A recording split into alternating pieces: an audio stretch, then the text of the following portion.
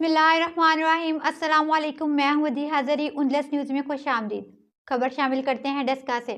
ڈسکا میں مضر صحت اور کیمیکل سے بنے دودھ کی فروخت سرے عام جاری۔ اس حوالے سے دیکھتے ہیں شہباز بٹ کی یہ رپورٹ۔ ڈسکا شہر اور گردنواں میں ناقص مضر صحت اور کیمیکل شدہ دودھ کی فروخت عروج پر پہنچ گئی۔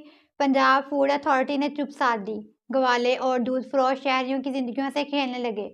ڈسکا شہر اور گردنواں میں متعدد علاقوں میں اس وقت صبح اور بالخصوص شام کے وقت ناقص مضر صحت اور کیمیکل شدہ دودھ سرے عام فروخت ہو رہا ہے، لیکن پنجاب فوڈ اتھارٹی کی ٹیمیں جو صرف چند ایک کارروائیاں کی اپنی کارکردگی کے ڈنکے بجانے میں مصروف ہیں، وہ اس جانب کوئی توجہ نہیں دے رہی، بلکہ ان کے بعض کرندے ان دودھ فروش دکانداروں اور گوالوں سے مبینہ منتھلی مقرر کر چکے ہیں، جس کی وجہ سے شہری مختلف امراض میں مبتلا ہو رہے ہیں۔